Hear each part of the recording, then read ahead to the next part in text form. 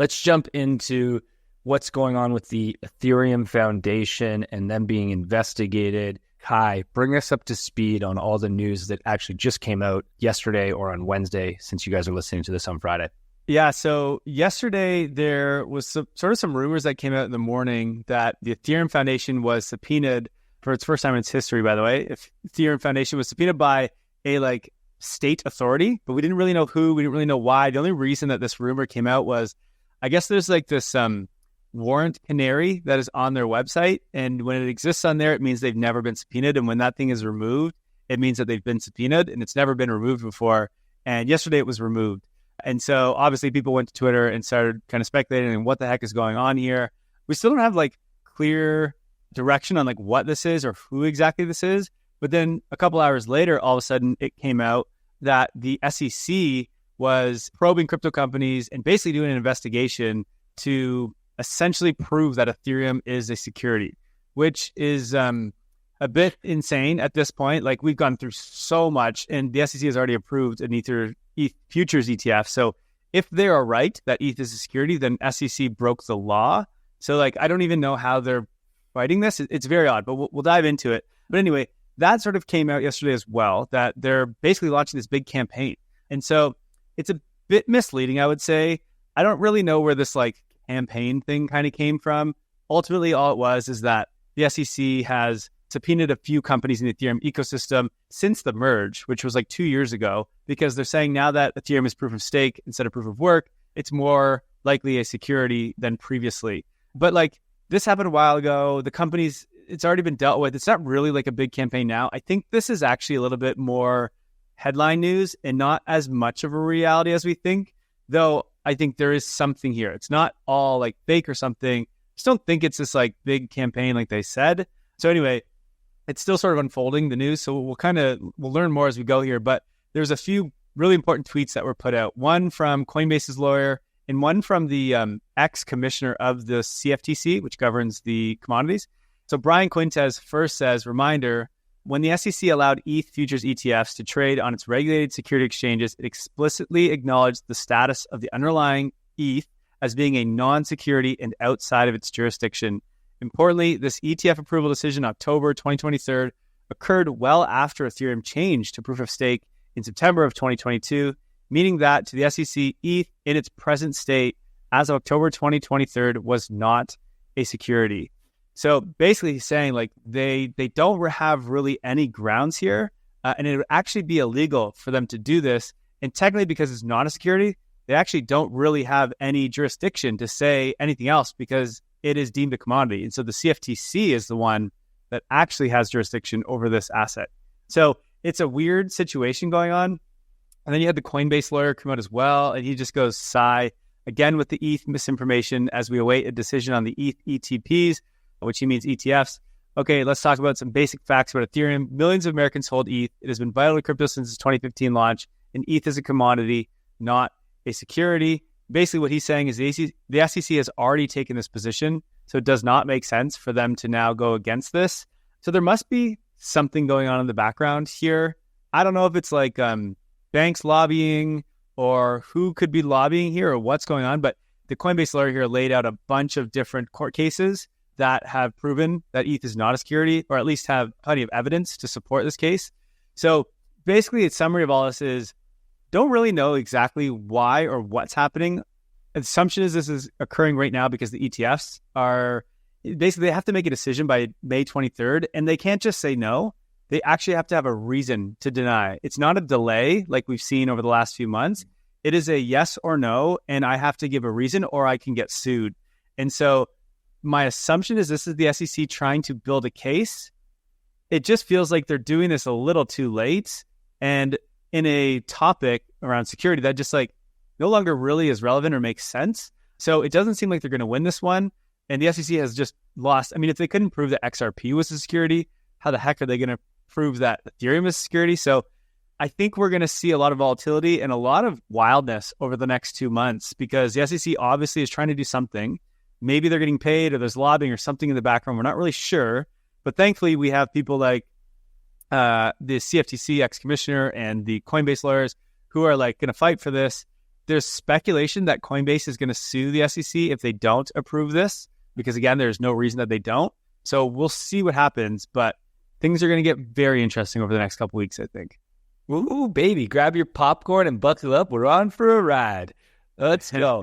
I think it's the wild stuff about this is just how you step back and you realize how much government authorities are impacted by lobbyists. And that is, I think you're spot on. That is what is happening in the background here. We'll never know. We'll never understand why they did this because it doesn't make any real sense. It's not a fight that the SEC really needs to take. Like, why are they making this fight? They've lost so many. They've lost so many times. Like, and from everything, as we go into an election year in America, or sorry, we're in an election year, I should say, at the start, the election comes in the fall. If you're Gary Gensler, you're in a position where your head could roll if you're not on the right side of where this election goes.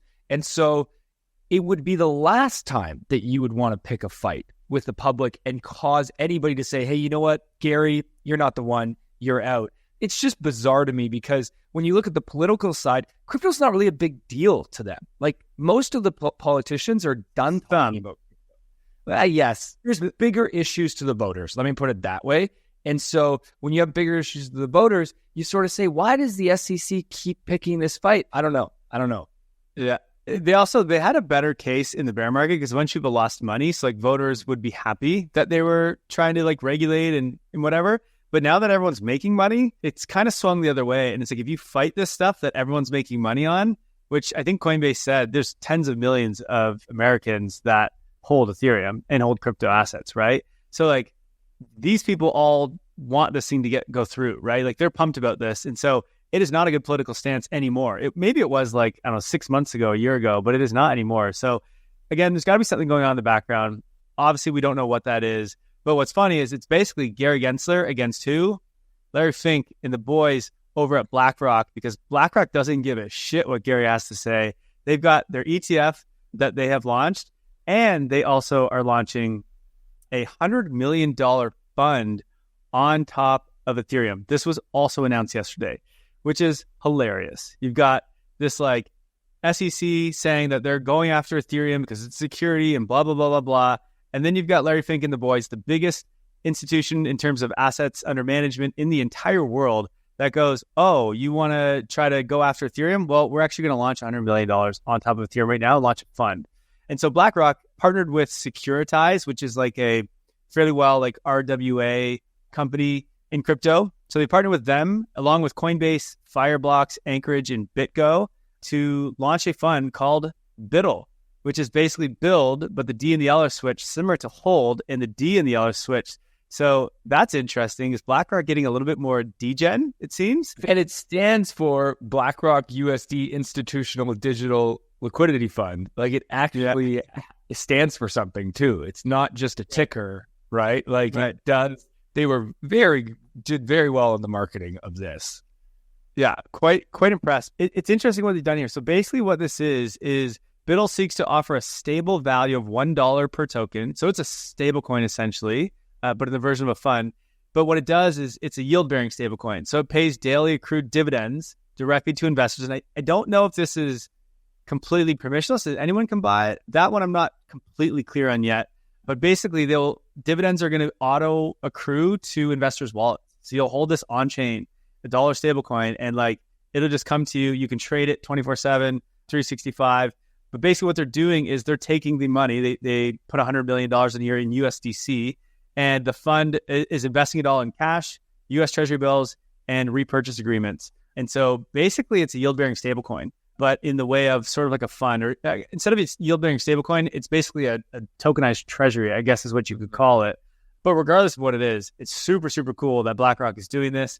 And it's on the Ethereum L1 currently, but Coinbase is involved. And so you wonder, is the next step here to put this onto Base at some point, right?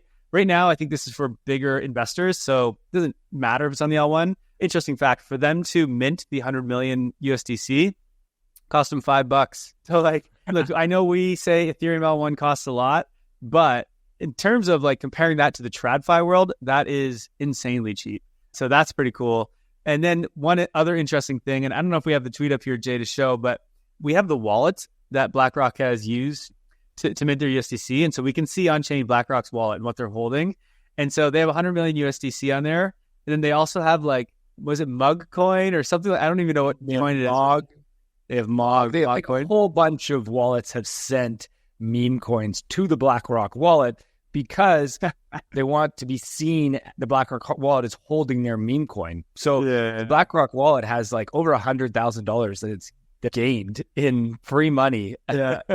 So someone was like, basically they're earning yield on their USDC just by holding it in their wallet because people are sending them like over $100,000 worth of tokens, like mainly meme coins and shit coins and whatever. But it's pretty hilarious that BlackRock is coming in and they just get thrown into the shitstorm of crypto right off the bat. It's pretty funny. But anyway, this is massive news. Don't know that anyone expected this to come, especially from BlackRock, right? Like the biggest thing I see from this is like, look, it's $100 million.